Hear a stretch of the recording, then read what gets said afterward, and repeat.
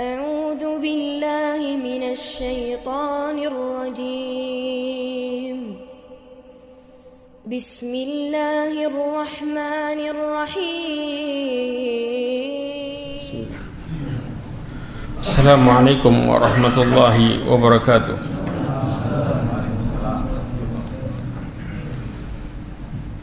إن الحمد لله نحمده ونستعينه ونستغفره ونستهديه ونعوذ بالله من شرور أنفسنا ومن سيئات أعمالنا. من يهده الله فهو المهتد ومن يضلل فلن تجد له وليا مرشدا. أشهد أن لا إله إلا الله وحده لا شريك له وأشهد أن محمدا عبده ورسوله. بلغ الرسالة وأدى الأمانة ونصح الأمة وتركها على محجة البيضاء ليلها كنهارها لا يزيغ عنها إلا هالك. أما بعد. Ma'asyiral mu'minin rahimani wa rahimakumullah jami'an. Alhamdulillah, kita bersyukur kepada Allah Subhanahu wa ta'ala yang memberikan kita begitu banyak karunia-Nya, terutama karunia mengamalkan ketaatan sesuai dengan apa yang Allah dan Rasul-Nya perintahkan.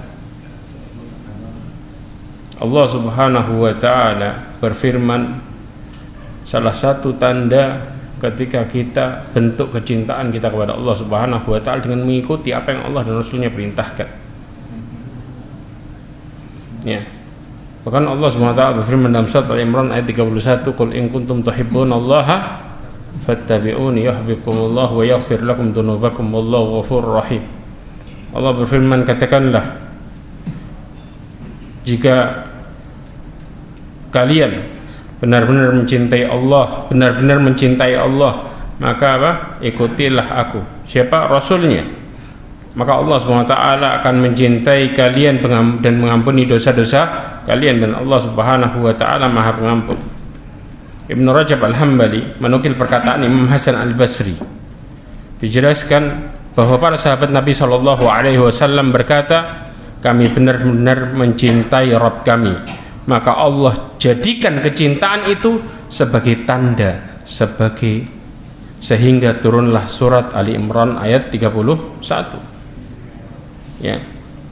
Ketika para sahabat mencintai Allah Subhanahu wa ta'ala, dibuktikan dengan bagaimana mereka mengikuti Rasulullah, bahkan dari bagaimana cara jalannya Rasulullah lewat mana, semua yang Rasulullah lakukan mereka ikuti secara total.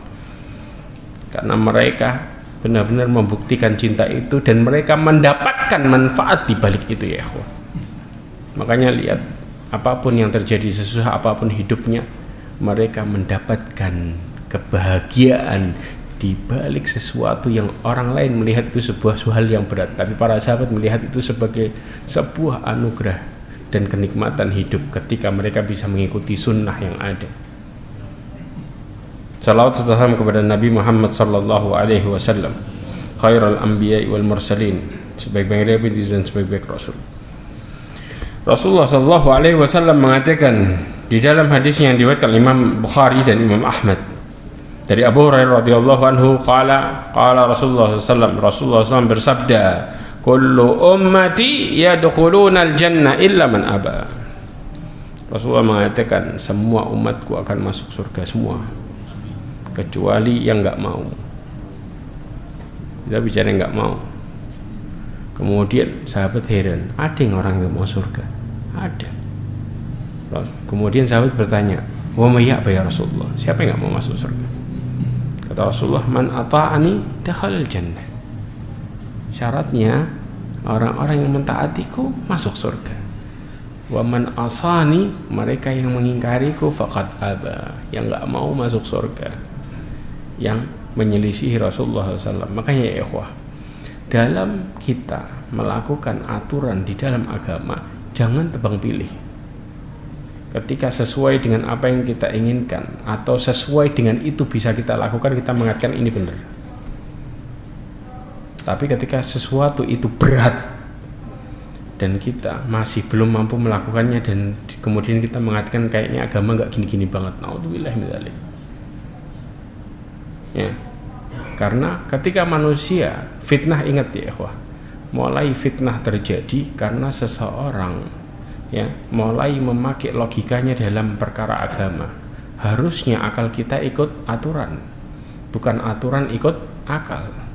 Kalau aturan ikut akal, berapa banyak kerusakan-kerusakan terjadi di atas muka bumi berdasarkan sebuah analogi atau pemikiran-pemikiran yang seakan-akan dibenarkan, sedangkan itu bertolak belakang terhadap aturan yang ada.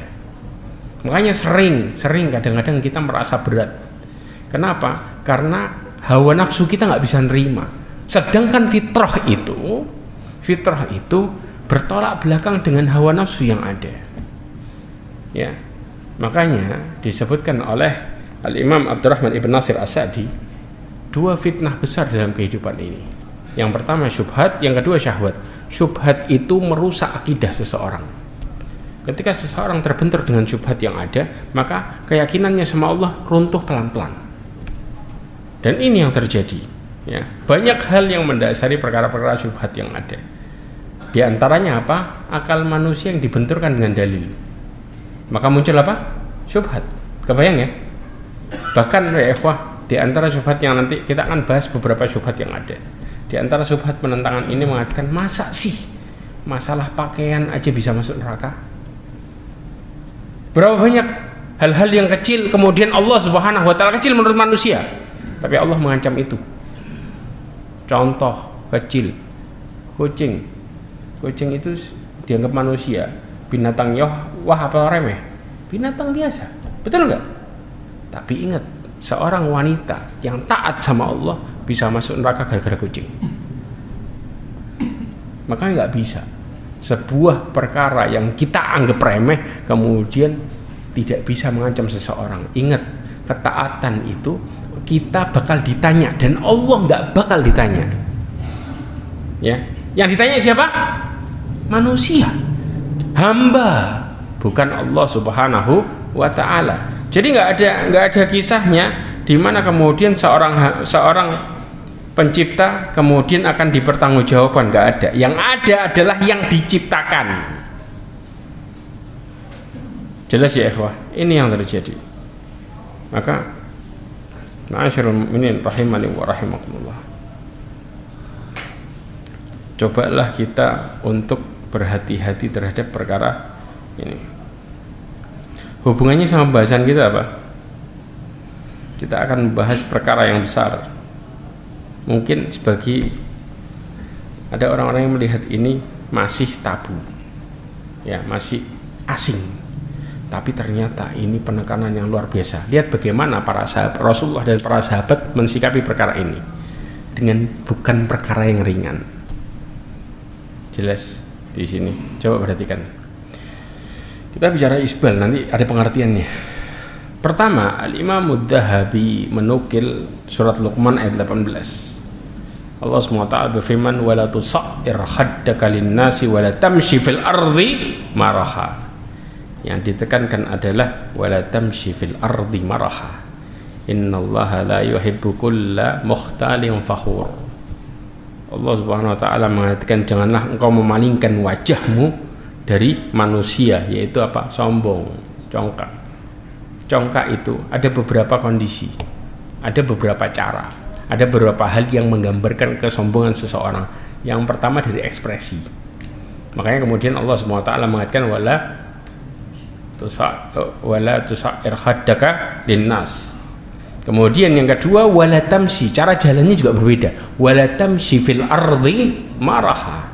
Ya, janganlah engkau berjalan di atas muka bumi dalam keadaan angkuh. Cara jalan orang yang sombong berbeda dengan orang yang tawadhu. Seorang yang sombong ingin menunjukkan siapa dirinya. Ya, bahwa dia memiliki kelebihan yang begitu banyak.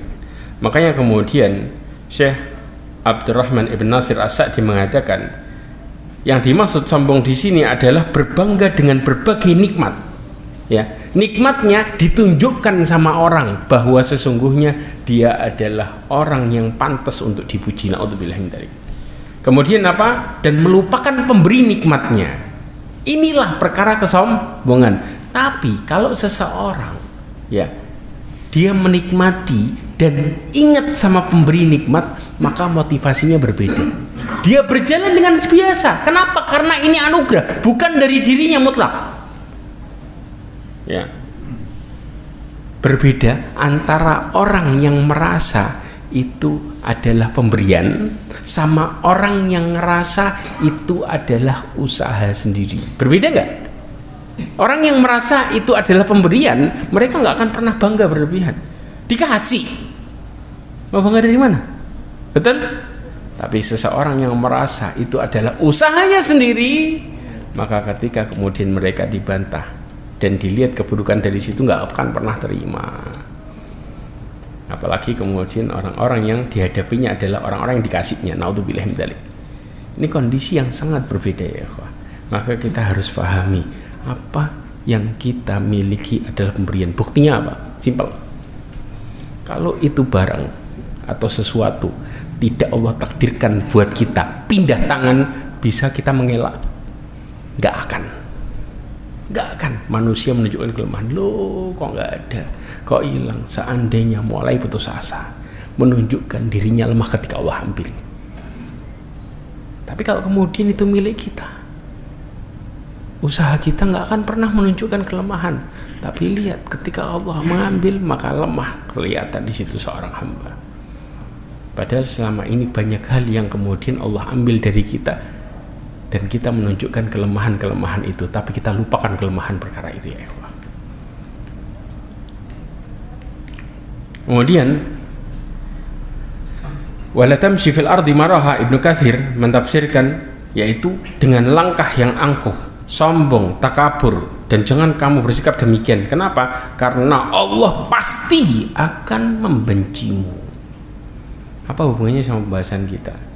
Efek-efek dari perkara ini adalah kesombongan. Di antaranya perkara isbal. Dalil yang kedua, Abu Hurairah radhiyallahu anhu meriwayatkan dari Nabi SAW. Hadis ini diriwayatkan oleh Imam Bukhari, Ibnu Majah, dan Imam Ahmad. Dikatakan, coba perhatikan hadis ini. Hadis ini secara umum mengatakan ma asfala minal ka'baini minal izar fa finnar. Ya, ma asfala, semua ya, apa saja yang di bawah kedua mata kaki dari pakaian ya. Orang kadang-kadang mengartikan izar itu sarung. Enggak, pakaian secara umum itu diistilahkan dengan izar juga. Jelas? Maka letaknya di neraka. Artinya Allah mengancam lewat Rasulnya dengan keumuman hadis. Dari sini ada orang yang mengatakan, loh Ustaz, kalau sombong nggak boleh, kalau nggak sombong nggak apa-apa. Ada yang mengatakan perkara itu, tapi keumuman hadisnya banyak luar biasa. Bahkan nanti kita lihat Rasulullah menjelaskan dengan dua perkara langsung sekaligus, baik yang pakai sombong ataupun yang enggak, dalam satu riwayat, dalam satu hadis sekaligus ya. Maka dari sini dalil di atas adalah melarang isbal secara umum, bukan hanya untuk yang sombong ya. Sekarang pengertian isbal dikatakan oleh Imam Ibnul Arabi ya, dan ini disebutkan di dalam kitab Lisanul Arab ya, yang ditulis oleh Ibnul Mundir, juga Nihayah fi Gharibil Hadith. Ibnul Athir menyebutkan yang dimaksud asbala yusbilu isbalan secara bahasa artinya menurunkan ya, atau memanjangkan secara bahasa. Secara istilah Ibnul Arabi mengatakan memanjangkan dan menjulurkan pakaian hingga menutupi mata kaki. Nanti ada batasan-batasannya. Yang paling tinggi sampai berapa, yang paling rendah sampai berapa. Ya. Kemudian hingga apa? Dan menyentuh tanah. Bukan sekadar menjulurkan aja, sampai menyentuh tanah juga. Baik karena sombong ataupun tidak. Loh Ustaz, ada madhab-madhab lain yang membolehkan. Saya akan bawain 4 madhab sekaligus. Pendapat mereka gimana, biar kita nggak bingung. 4 madhab perkataannya gimana ya. Ibnu Hajar Al-Asqalani menjelaskan tentang orang-orang yang berpandangan bahwa isbal itu, menjulurkan itu haram karena kesombongan. Kenapa? Kalau memang karena kesombongan, maka untuk apa Ummu Salamah istri Rasulullah SAW ya bertanya berulang kali kepada Nabi SAW tentang hukum para wanita yang menjulurkan pakaian, saking kerasnya sampai banyak perkara teguran-teguran, bahkan Rasulullah menegur langsung para sahabatnya. Nanti kita lihat bagaimana Rasulullah menegur. Bahkan Umar bin Khattab mau meninggal, kelihatan ada orang menjulurkan, masih negur, mau meninggal dalam posisi sakaratul maut, kebayang ya, sudah ditusuk dalam posisi di ujung hidupnya, masih bisa komentar sama orang yang pakaiannya terjulur disuruh naikin. Karena perkara yang bukan ringan. Dan ini yang terjadi. Ya, terkadang kita bingung kenapa sih pakaian harus diurusin. Islam itu mengurusi dari bangun tidur sampai tidur lagi. Makanya kenapa disebut dengan agama yang kafah? Karena seorang yang hidup ikut aturan apapun itu mereka yang beruntung. Ya. Kemudian kenapa Ummul Mukminin ini bertanya bolak-balik sampai kemudian dijelaskan bahwa isbal itu dilarang secara mutlak, baik sombong ataupun tidak, karena menanyakan pakaian wanita bagaimana. Maka kemudian Rasulullah SAW menjelaskan untuk diturunkan sejengkal, kemudian dikatakan masih kelihatan kakinya, kalau gitu diturunkan sehasta, kebayang nggak? Nah, sehasta itu sudah mentok. Ini untuk perempuan karena saking mereka takutnya. Maka sampai istri Rasulullah pun bertanya tentang perkara ini. Ya, maka Nabi menjelaskan untuk para wanita yang berbeda dengan kaum laki-laki dalam larangan isbal. Ini disebutkan di dalam kitab Fathul Bari. Ya, disebutkan oleh Ibnu Hajar Al-Asqalani. Dalil yang ketiga, Abu Hurairah radhiyallahu anhu meriwayatkan dari Nabi sallallahu alaihi wasallam mengatakan, Rasulullah bersabda, la yanzurullah yaumal qiyamah illa ila man jarra izarahu batara. Rasulullah SAW mengatakan Allah tidak akan memandang di hari kiamat orang yang menyeret kainnya karena sombong. Nah, ini baru dalil yang kemudian karena sombong, tapi efeknya apa? Allah tidak akan memperhatikan, ya, tidak akan melihat dia, tidak akan menengok, ya. Artinya seseorang yang pakai pakaian sudah panjang sombong lagi, mereka kena 2 pasal. Dosanya lebih berlipat. Para ulama mengatakan dosanya itu lebih berat daripada orang yang dalam posisi mereka pakaiannya panjang tapi nggak sombong. Yang sombong lebih parah lagi. Paham ya? Maka di sini ya diriwayatkan dari hadis Abdullah bin Umar radhiyallahu anhu bahwasanya Nabi sallallahu alaihi wasallam bersabda, la yanzurullah illa man jarra thawbahu khuyala. Di riwayat yang lain disebutkan barang siapa yang memanjangkan pakaiannya karena sombong maka Allah tidak akan memperhatikannya di hari kiamat. Hadis riwayat Bukhari dan Muslim. Nah, sekarang dampak-dampaknya saya akan jelasin. Nanti baru kemudian kita berbicara tentang orang-orang yang membantah, kemudian bagaimana pendapat para ulama 4 madhab sekaligus. Yang pertama, mereka adalah orang-orang yang menyelisihi sunnah karena Rasulullah menekankan ini secara umum. Dengan dalil yang ada kita akan lihat, ya. Bahkan Allah Subhanahu wa taala berfirman mengancam falyahdharil ladzina yukhalifuna an amrihi an tusibahum fitnatun aw yusibahum adzabun alim. Dalam surat An-Nur ayat 63 Allah berfirman, maka hendaklah berhati-hati, takut orang-orang yang menyelisih perintah Rasulnya, untuk takut akan ditimpa cobaan, yaitu fitnah, syubhat dan syahwat di dunia, dan juga adab yang pedih di akhirat. Ibnu Katsir mengatakan seluruh perkataan dan perbuatan manusia dalam tafsir ini ditimbang dengan perkataan dan perbuatan Rasulullah. Seseorang kualitas hidupnya diterima atau enggaknya tergantung bagaimana mereka mengikuti Rasulullah, ya. Maka dijelaskan, ya, apa yang sesuai dengannya, yang sesuai dengan perbuatan Rasulullah itu yang diterima sama Allah. Dari dalil ini Ibnu Katsir menjelaskan apa yang sesuai dengan apa yang Rasulullah lakukan kita ngikutin, maka itu yang diterima sama Allah, ya. Sedangkan apa yang menyelisihinya dikembalikan kepada orang yang mengatakan dan berbuat, siapa saja dia, maka dia yang terkena fitnah di dunia dan adab di akhirat. Anda bisa bayangin. Maka orang kemudian berpikir, berarti agama ini kok kayaknya streng. Berapa banyak orang-orang yang mengikuti pendapatnya, mereka terkena senjatanya sendiri. Berapa banyak? Orang-orang mengatakan kenapa hidupnya jalan di tempat, ketika mereka mulai merupakan peraturan agama Islam ini.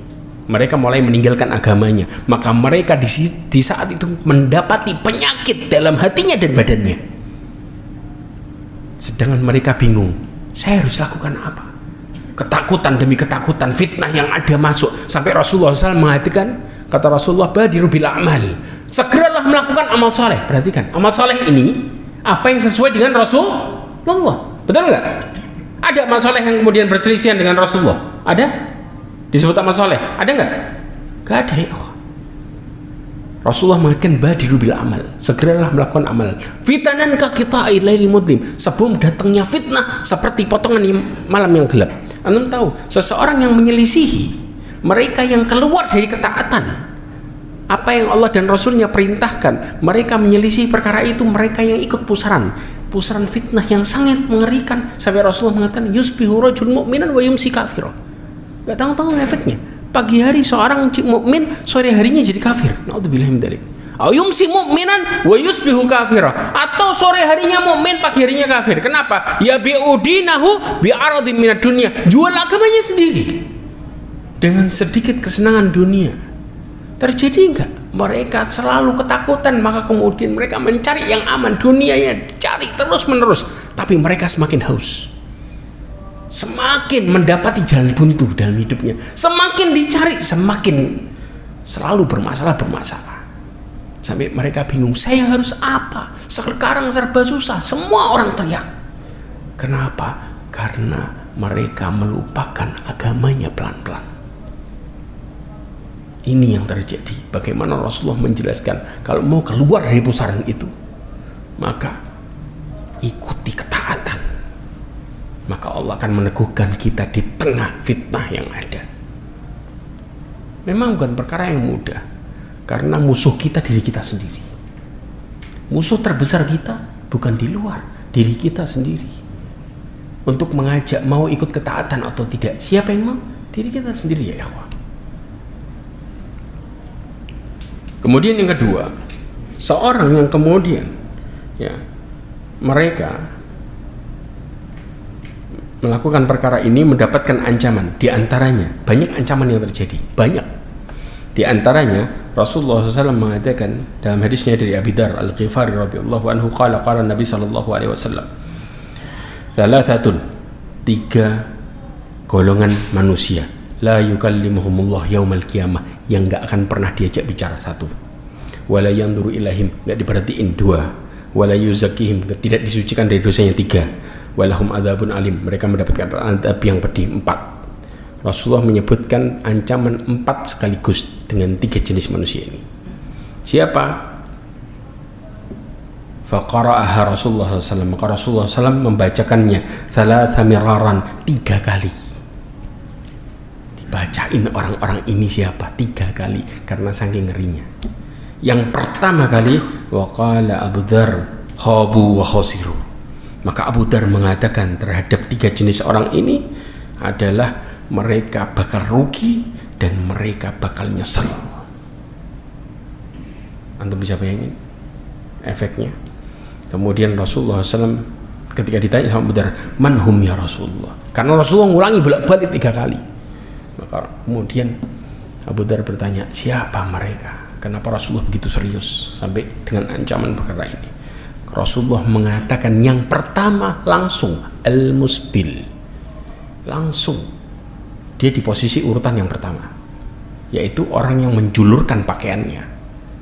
Rasulullah tidak mengatakan dengan sombong, secara umum al-musbil 1, tanpa ada alasan setelahnya, jelas. Yang kedua, Rasulullah mengatakan wal mannan, orang yang menyebut-nyebut pemberian. Ya, ini disebut apa? Al mannan, ngungkit-ngungkit. Kemudian wa al munafiq, munafiqu sil'atahu bil halifil kadhib. Munfiq, yaitu orang yang memberi, ya, melariskan barang dagangannya dengan sumpah palsu, atau ya dia pakai apa? Sumpah palsu dengan mengatakan wallahi ini bagus, tapi padahal buruk. 3 jenis ini. Yang pertama Rasulullah mengatakan al-musbil, tidak tanggung-tanggung.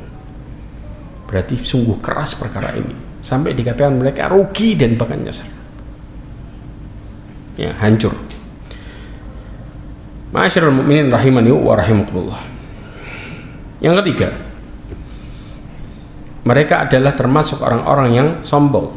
Al-Imam Ibnu Hajar Al-Asqalani mengatakan kesimpulan isbal melazimkan menarik pakaian, dan menarik pakaian melazimkan kesombongan walaupun pelakunya tidak bermaksud sombong. Bahkan Ibnu Hajar secara keras mengatakan perkara ini. Artinya orangnya nggak ngaku sombong, tapi tetap itu ciri-ciri kesombongan. Anda bisa bayangin nggak?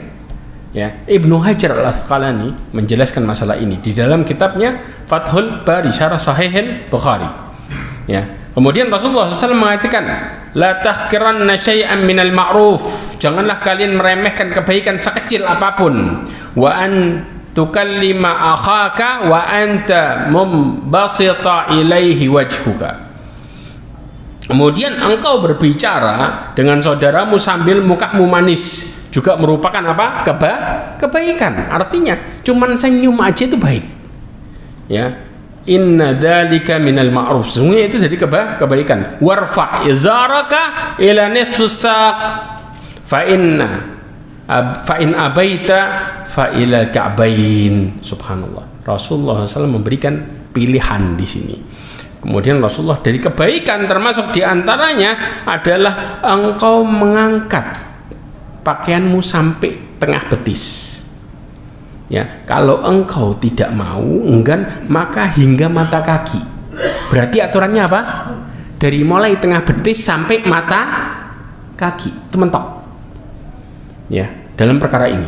Ya, Rasulullah SAW mengatakan. Kemudian juga fa innaha wa iyyaka wa isbal izar fa innaha minal makhilah wa innallaha la yuhibbul makhilah. Maka kemudian dikatakan, hati-hati engkau terhadap menjulurkan pakaian. Karena apa? Karena sesungguhnya itu termasuk kesombongan dan Allah tidak menyukai kesombongan. Ya. Hadis riwayat Imam Ahmad, Abu Dawud, kemudian ya juga dari Imam Baihaqi, Ibn Abi Syaibah, kemudian Abdul Razak dalam musnadnya, kemudian Imam Tabrani, banyak periwayat-periwayat. Kemudian Ibnu Arabi menjelaskan tidak boleh bagi laki-laki untuk memanjangkan pakaiannya lebih dari kedua mata kaki, meski dia mengatakan aku tidak menariknya karena sombong.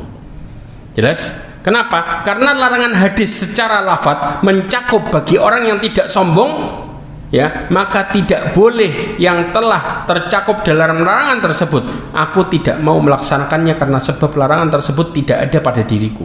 Ucapan semacam ini merupakan hal yang tidak bisa diterima. Bahkan memanjangkan pakaian itu sendiri menunjukkan kesombongan. Ini yang disebutkan oleh Ibnu Arabi di dalam kitab Fathul Bari. Yang keempat, kenapa disebut dengan menyerupai wanita? Ya, Rasulullah SAW ya secara umum melaknat laki-laki menyerupai wanita dan wanita menyerupai laki-laki. Hadis riwayat Bukhari, Abu Dawud, Tirmidzi dan Ibnu Majah. Kemudian Rasulullah mengatakan dari Abdullah bin Umar, qala Rasulullah SAW, man jarra thawbahul khuyala lam yandurullahu ilaihi yaumal qiyamah. Faqala Ummu Salamah. Nah, ini dalilnya ketika Ummu Salamah bertanya. Dari Abdullah bin Umar radhiyallahu anhu, bahwasanya Rasulullah SAW mengatakan barang siapa yang menjulurkan pakaiannya ya panjang, maka tidak Allah SWT tidak akan perhatikannya, melihatnya di hari kiamat kelak. Kemudian Ummu Salamah bertanya, fakaifa yasna'na nisa biduyulihinna, wahai Rasulullah, bagaimana wanita ya dengan berbuat dengan ujung-ujung baju mereka yang panjang. Ya, maka kemudian di sini Rasulullah mengatakan yurkhina shibra, maka Rasulullah SAW mengatakan dengan menurunkannya sampai sejengkal. Kemudian Ummu Salamah ngasih tahu lagi, idza tankashifa aqdamuhunna, kalau gitu nanti kelihatan kakinya. Kalau cuman berapa? Sejengkal. Karena kalau jalan kira-kira ngangkat nggak itu? Ngangkat. Kalau sejengkal masih kelihatan nggak? Masih. Maka kemudian Rasulullah SAW mengatakan fayurkhinahu dira'an, wala yazidna alaih, maka hendaklah memanjangkan sehasta dan tidak ditambahi dari situ. Makanya aturannya berarti perempuan berapa? Dari mata kaki lebih panjang sehasta, nggak boleh lebih. Ustaz, kalau sampai ngepel gitu boleh nggak? Nggak. Ini perkara jelas. Rasulullah mengatakan sehasta, sudah itu aturan mentok. Jelas di sini. Hadis ini diriwayatkan oleh Al-Imam Tirmidzi, kemudian Imam Nasai dan disahihkan oleh Albani. Kemudian juga dikatakan aku melihat Umar bin Khattab radhiyallahu anhu, kemudian ada seorang pemuda ya yang memanjangkan sarungnya lewat di hadapannya. Maka Umar menegurnya dengan mengatakan apa? Umar pernah melihat seorang pemuda yang panjang pakaiannya. Ditegur dengan mengatakan, apakah kamu orang yang haid? Kebayang nggak? Umar bertanya, apakah kamu orang yang haid? Kemudian pemuda itu mengatakan, wahai Amirul Mukminin, apakah laki-laki mengalami haid? Maka kemudian Umar mengatakan, lantas mengapa engkau menjulurkan sarungmu melewati mata kaki? Berarti ini menunjukkan apa? Pakaian wanita diperbolehkan, laki-laki enggak. Makanya Umar sampai menegur dengan keteguran ini. Kemudian Umar minta diambilkan gunting, lalu memotong bagian sarung yang melebihi mata kakinya. Maka kemudian Kharsyah menjelaskan, seakan-akan aku melihat benang-benang di ujung sarung itu. Jadi keluar apa? Benang, bekas apa? Potongan. Dan ini yang terjadi. Bagaimana kemudian Umar bin Khattab bersikap dengan perkara ini. Dan ini disebutkan di dalam riwayat Ibn Abi Syaibah dengan sanad yang sahih. Kemudian dikatakan di dalam kitab Al-Isbal li ghairil khuyala. Kemudian yang kelima yang disebut dengan perkara berlebihan. Kenapa berlebihan? Disebut israf. Tahu israf ya? Ya. Israf ini berlebihan. Ya, kayak makan berlebihan, minum berlebihan, pakaian juga ada berlebihan. Ya. Bahkan kebalik kadang-kadang sekarang. Ya, perempuan yang naik, laki yang panjang. Ya, nasallallahu alaihi wasallam. Makanya kemudian Allah Subhanahu wa taala firman, "Wa la tusrifu innallaha la yuhibbul musrifin." Allah mengatakan, jangan engkau berlebihan. Sesungguhnya Allah tidak menyukai perkara orang-orang yang berlebihan. Makanya Ibnu Hajar Al-Asqalani mengatakan, apabila pakaian melebihi dari batas semestinya, maka larangannya dari segi israf, berlebihannya, yang berakhir pada keharaman. Makanya batasan laki-laki ada nggak batasannya? Tadi batasan perempuan ada? Ada. Maka kalau perempuan lebih dari batasan, berlebihan nggak? Berlebihan. Laki-laki lebih dari batasan, berlebihan. Syekh Albani mengatakan Nabi tidak mengizinkan para wanita untuk isbal lebih dari sehasta. Maka pakaian wanita kalau lebih dari sehasta dari aturan yang laki-laki, maka itu juga disebut berlebihan. Ya. Kemudian karena tidak ada manfaat di dalamnya, ya, maka para sahabat laki lebih pantas dilarang untuk menambahkan celana mereka karena tidak ada faedahnya sama sekali. Ini disebutkan dalam kitab As-Sahihah. Yang keenam, terkena najis. Kenapa? Ini mudah, jelas ya ikhwah. Ya, di dalam riwayat Imam Tirmidzi, Rasulullah SAW mengatakan, disahihkan oleh Albani, Rasulullah mengatakan, naikkan sarungmu. Kenapa? Karena hal itu lebih menunjukkan ketakwaan. Kemudian apa? Di riwayat yang lain, lebih suci dan bersih. Ya, lebih suci dan bersih. Makanya lihat, kita kalau kemudian ada yang pakaiannya panjang, ya, begitu sholat, aduh najis, nanti dulu, dia bisa nunda. Betul nggak? Kadang-kadang mengatakan itu, alasannya apa? Najis. Akhirnya nunda sholat, akhirnya sampai keluar waktu.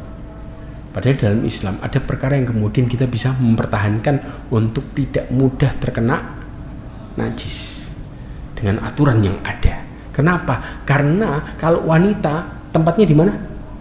Di rumah. Paham ya? Maka toh kalau mereka kemudian ada terjadi sesuatu mudah ganti ya ikhwah. Tapi kalau laki-laki tempatnya di mana? Di masjid salatnya. Mereka di luar. Mereka mencari nafkah, mereka salat di masjid. Makanya kemudian aturan itu subhanallah, Allah buat sesuai dengan fitrahnya masing-masing. Anda bisa bayangin perkara ini. Ya. Kemudian dalil yang berikutnya yang dinukil oleh Imam Mudzahabi yang tadi kita sebutkan, bagaimana kemudian Rasulullah SAW mengancam perkara ini dengan apa? Allah SWT tidak akan mengajak bicaranya, kemudian juga tidak akan memperhatikannya, tidak akan mensucikannya, dan juga akan mendapatkan adab yang pedih. Di dalam dalil yang lain disebutkan dari Abdullah bin Umar radhiyallahu anhu, bainana rajulun yajurru izarahu id khushifa bihi fahuwa yatajaljal fil ardi ila yaumil qiyamah. Di antara ancamannya yang ada bahwa Abdullah bin Umar, Rasulullah SAW mengatakan, bersabda, tatkala ada seseorang yang sedang menjulurkan pakaiannya, tahu, menjulurkan panjang, maka tiba-tiba kelak bumi akan terbelah bersamanya, kemudian dia pun bergoncang dan dibenamkan sampai hari kiamat. Na'udzubillah min dzalik. Betapa kerasnya Allah Subhanahu wa taala dengan pakaian. Masalah pakaian kok sampai ngeri kayak gini. Allah itu melihat seseorang dari bagaimana mereka ketaatan dan menunjukkan bagaimana mereka dalam berpakaian juga. Maka pakaian bukan perkara yang remeh. Pakaian bukan perkara yang remeh. Makanya sampai kemudian efeknya apa? Allah akan benamkan dia ke dalam bumi sampai hari kiamat. Na'udzubillahi min dzalik. Hadis ini diriwayatkan oleh Imam Bukhari. Ya. Maka saya akan nukil dalil, saya nggak pernah akan mengatakan dengan perkataan sendiri. Na'udzubillahi min dzalik. Semua adalah bagaimana Rasulullah SAW berpendapat, bagaimana Rasulullah SAW peringati perkara ini. Ibn Abdul Bar pernah mengatakan, termasuk di dalam riwayat yang paling mengena tentang hal ini adalah diriwayatkan oleh Sufyan ibn Uyainah dari Husain dari Amr ibn Maimun. Dia berkata, tatkala Umar bin Khattab ditikam, ditusuk, manusia berdatangan menjenguknya. Di antara pembesuknya ada seorang pemuda dari Quraisy. Ia memberikan salam kepada Umar. Begitu hendak pergi, maka Umar melihat pakaian orang tersebut dalam posisi menjulur panjang. Maka di saat itu Umar bin Khattab memanggilnya dengan mengatakan, angkatlah pakaianmu, karena hal itu lebih bersih bagi pakaianmu dan engkau lebih bertakwa kepada Allah Subhanahu wa taala. Bayangin, di ujung mati, di ujung meninggalnya, Umar bin Khattab merasakan sakit yang dahsyat. Bahkan sampai tabib di saat itu melihat ketika dikasih minum tembus tuh minumannya. Tembus. Kenapa? Karena kena dalamnya. Ditusuk dengan besi yang pisau yang punya dua ini. Maka terkena dalamannya. Dikasih minum sampai keluar. Naudzubillah. Nasallallahu alaihi. Di saat posisi seperti itu, Umar bin Khattab masih bisa ngomong, memperhatikan orang, kemudian langsung menegur. Makanya kemudian anaknya sendiri, Abdullah ibn Umar, ya, pernah dia berkomentar, ajaban li Umar. Anaknya ngomong, sungguh ajaib Umar. Kenapa? In ara haqqallah alaihi falam yamna'hu ma huwa fihi an takallama bihi. Jika ia melihat hak Allah, yaitu untuk ditunaikan, maka ia akan mencegah kondisinya yang sekarat tersebut untuk berbicara menegur hak Allah, walaupun di ujung kematian. Berarti ini perkara ringan atau berat sampai Umar bisa ngomong perkara itu. Dan ini yang disebutkan di dalam kitab Musannaf Ibn Abi Syaibah. Kemudian yang berikutnya dalilnya, ya, Abdullah bin Umar radhiyallahu anhuma, bahwasanya Nabi sallallahu alaihi wasallam mengatakan, man jarra thawbahul khuyala lam yandurillah ilaihi yaumal qiyamah. Qala Abu Bakar. Ini dalil yang dibawa oleh orang yang seakan-akan membolehkan kalau nggak sombong. Di antara dalil ini saya jelasin. Abdullah bin Umar mengatakan, barang siapa, Rasulullah SAW menjelaskan, barang siapa yang menyeret pakaiannya karena sombong, maka Allah tidak akan perhatikannya di hari kiamat. Maka Abu Bakar bertanya, ya Rasulullah, inna ahada syaqai izari yastarhi ila an ata'ahada dzalika minhu. Dikatakan, kata Abu Bakar, wahai Rasulullah, sesungguhnya salah satu sisi pakaianku, pakaian bawah maksudnya, turun melebihi mata kaki, kecuali aku senantiasa menjaga pakaianku dari isbal. Tahu maksudnya apa? Abu Bakar itu orangnya kurus. Kalau kurus kadang-kadang tuh melorot, Ya. Kemudian Rasulullah SAW mengatakan lasta mimman yasna'uhul khuyala, maka Rasulullah mengatakan engkau bukan termasuk yang melakukan karena sombong. Dari sini, oh berarti kalau tidak niat sombong boleh. Ini dalil yang dipakai. Antum tahu Abu Bakar mengatakan saya kadang-kadang turun melorot tuh, pakaian melorot. Tahu ya? Ini disengaja atau enggak? Jelas enggak disengaja. Bahkan di riwayat yang lain secara jelas inna izari yastarhi ahyanan. Orang kalau tahu bahasa Arab ngerti ini lafaz. Dikatakan sesungguhnya pakaianku terkadang turun, terkadang. Berarti enggak disengaja, tapi dalilnya dipelintir. Kalau gitu kan Rasulullah ngomong engkau bukan termasuk sombong. Berarti karena kesombongan. Maksudnya enggak terasa. Maka di sini para ulama termasuk diantaranya Ibnu Hajar Al-Asqalani mengatakan ini dalil kalau orang enggak sengaja enggak apa-apa. Enggak sengaja. Paham ya? Kadang-kadang kita pakai sarung tiba-tiba melorot terus kemudian dihukumi, enggak ya ikhwah. Maka sesuatu yang tidak disengaja itu tidak masuk ke dalam ancaman secara umum. Ya. Makanya kemudian Ibnu Hajar mengatakan sebab isbalnya Abu Bakar atau turunnya karena tubuhnya yang kurus. Ibnu Hajar dan juga dari Abu Bakar mengatakan khasyafatis syams wa nahnu indan nabi faqama yajurru thawbahu musta'jila hatta atal masjid. Rasulullah juga pernah. Apa buktinya ini?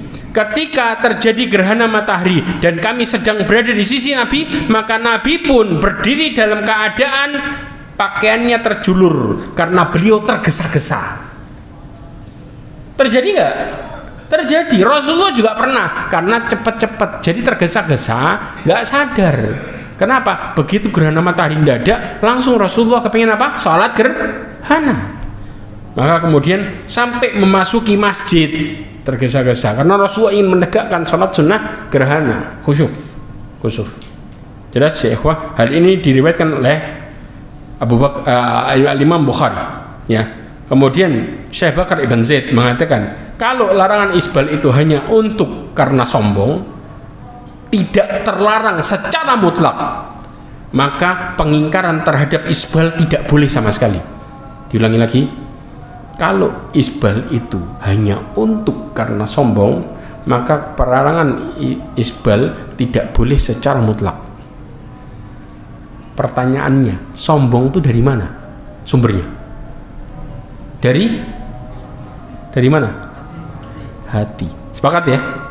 Sedangkan Rasulullah SAW mengatakan dalam hadisnya yang diriwayatkan Imam Bukhari, kata Rasulullah, inni lam umar an unaqiba quluban nas. Kata Rasulullah, sesungguhnya aku tidak diperintahkan untuk mengoreksi isi hati manusia. Jadi kalau mutlak sombong, maka otomatis ya tidak boleh ada teguran. Kenapa? Karena berkaitan dengan hati masing-masing. Dan Rasulullah tidak diperintahkan untuk memeriksa hati masing-masing manusia. Jelas di sini. Makanya kemudian dikatakan perkara ini. Kemudian yang berikutnya ya, dalil dari Abu Hurairah radhiyallahu anhu qala bainama rajulun yusalli. Ini lebih keras lagi. Dari Abu Hurairah, ada seseorang sedang salat musbilan izarahu, pakaiannya terjulur. Faqala lahu Rasulullah SAW, Rasulullah mengatakan kepada dia, idhab fatawadda. Habis selesai salat nih, pergi wudu. Maka kemudian fadawa yatawadda, thumma ja'a, thumma qala idhab fatawadda. Rasulullah nyuruh lagi, pergi wudu. Kemudian faqala lahu Rasulullah rajulun, ma laka amartahu ayatawadda thumma sakatta anhu. Kenapa? Ada apa? Kenapa engkau merintahkan ya wahai Rasulullah untuk berwudu tapi engkau diam, enggak ngasih kejelasan? Maka Rasulullah SAW mengatakan, innahu kana yusalli wa huwa musbil izarahu wa innallaha la yaqbalu salata rajulin musbil. Dia salat sedangkan pakaiannya terjulur dan Allah tidak menerima salatnya seseorang yang pakaiannya panjang. Makanya kenapa Rasulullah SAW peringati untuk wudhu lagi. Wudhu itu untuk apa? Bersihin. Ya, maka di sini Rasulullah memberikan pelajaran. Kenapa? Karena percuma kalau toh sholatnya ketolak. Nasallallahu alaihi wasallam. Ini perkara yang sampai Rasulullah keras dengan perkara ini. Ya, hadis ini diriwayatkan oleh Imam Abu Dawud dan disahihkan oleh Al-Albani. Kemudian maka di sini orang yang isbal sholatnya tidak diterima. Bahkan dari Abdullah bin Mas'ud radhiyallahu anhu, aku pernah mendengar Rasulullah SAW mengatakan, man asbal izarahu fi salatihi khuyala falaysa minallahi fi hillin wala haram. Barang siapa yang menjulurkan pakaiannya, ya, dia sombong dalam keadaan salat, maka Allah tidak akan menghalalkan baginya surga dan tidak akan mengharamkan baginya masuk neraka. Artinya sama Allah nasibnya digantung. Ya, kenapa? Karena dia merusak perjanjian Allah dan Rasulnya. Ya, Allah nggak akan pernah membolehkan dia masuk surga, ya, dan juga Allah Subhanahu wa taala mengharamkan baginya, tidak mengharamkan baginya masuk neraka. Nasibnya nggak jelas. Masyaallah. Ya, hadis ini diriwayatkan oleh Imam Abu Dawud. Hadis sahih. Kemudian bagaimana pendapat para ulama tentang permasalahan ini? 4 madhab saya sebutin. Yang pertama madhab Maliki, ya, Ibn Abdul Bar diantaranya yang madhab Maliki di dalam kitab At-Tahmid disebutkan, sebagian orang yang menyangka bahwa menjulurkan pakaian jika tidak karena sombong itu tidak mengapa, maka mereka berdalil dari riwayat Abdullah bin Muhammad ibn Asad bahwa Rasulullah SAW bersabda, barang siapa yang menjulurkan pakaiannya karena sombong tidak akan dilihat oleh Allah pada hari kiamat. Abu Bakar berkata, salah satu sisi pakaianku turun kecuali aku ikat dengan benar. Maka Rasulullah SAW mengatakan, engkau tidak termasuk orang yang sombong. Maka Musa berkata kepada Salim, apakah Abdullah bin Umar menyebutkan lafaz barang siapa yang menjulurkan kainnya? Maka Salim menjawab, yang saya dengan hanya mengatakan barang siapa yang menjulurkan pakaiannya, barang siapa yang menjulurkan pakaiannya, tidak termasuk anak sombong. Jelas? Ini perkataan Abdullah bin Ibn Abdul Bar di dalam madhab Maliki. Madhab Hambali, Abu Najah Al-Maqdisi mengatakan, yaqrahu ay yakunu thawbar rajul ila fawqa nisfu saq wa tahta ka'bihi bila hajah la yuqrah ma baina dzalik. Dikatakan makruh, dibenci pakaian seseorang laki-laki panjangnya di atas melebihi betis, ya, kemudian juga di bawah mata kaki tanpa adanya kebutuhan. Jika di antara pertengahan maka tidak ada masalah. Pertengahan itu maksudnya antara betis sama mata kaki. Jelas? Kemudian Ibnu Qudamah Al-Maqdisi mengatakan, dibenci orang yang menjulurkan pakaiannya sarung, celana, karena Nabi SAW memerintahkan untuk meninggalkan ketika memakai sarung. Jika melebihi hal itu karena sombong, maka haram. Bahkan Syekhul Islam Ibn Taimiyah mengatakan, walaupun memang isbal dan menjulurkan pakaian itu terlarang berdasarkan kesepakatan ulama serta hadis yang banyak, maka hukumnya haram menurut pendapat yang tepat. Namun isbal itu berbeda dengan as-sadr, ya. Kemudian madhab Hanafi, ya, dikatakan para ulama berkata dianjurkan memakai sarung dan pakaian yang panjang sampai setengah betis, hukumnya boleh tanpa makruh. Jika melebihi setengah betis hingga mata kaki, sedangkan jika melebihi mata kaki maka terlarang. Jika melakukannya karena sombong maka haram, jika tidak maka makruh. Antum bisa bayangin, ya. Kemudian Imam Syafi'i, madhab Syafi'i, diantaranya Imam Nawawi, ya, kain yang melebihi mata kaki itu terlarang. Jika melakukannya karena sombong maka haram, jika tidak maka makruh. Ya, antum bayangin, lakukan sesuatu yang Allah benci bolak-balik bisa jadi dosa besar enggak? Bisa. Ketika orang sengaja melakukan yang Allah benci, semakin terus menerus, maka perkara itu naudzubillah bisa masuk ke dalam perkara yang haram, ya.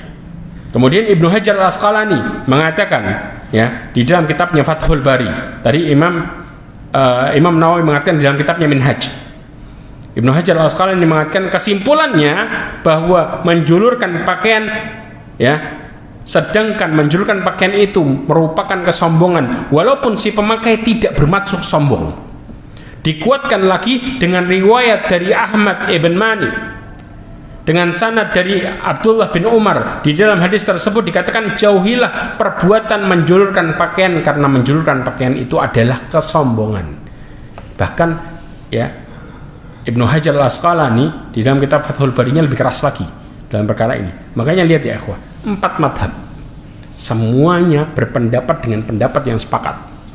Ya, kita melihat ya masing-masing dengan perkataannya, maka di sini merupakan perkara yang sangat keras. Maka berhati-hatilah, jangan sampai apa yang kita pakai justru malah mengantarkan kita kepada kehidupan yang sengsara. Naudzubillah min dzalik. Mudah-mudahan Allah Subhanahu wa taala menjadikan hati-hati kita ini mudah melakukan ketaatan. Mudah-mudahan Allah Subhanahu wa taala berikan kita semua hidayah dan ketenangan hidup sehingga kita mudah melakukan perintahnya dan menjauhi larangannya. Mudah-mudahan Allah Subhanahu wa taala jaga diri kita dan keturunan kita dari sesuatu yang haram dan murkanya, serta mudah-mudahan Allah Subhanahu wa taala tutup hidup kita semua dengan husnul khatimah. Subhanakallahumma bihamdika asyhadu an la ilaha illa anta astaghfiruka wa atubu ilaik. Wassalamualaikum warahmatullahi wabarakatuh.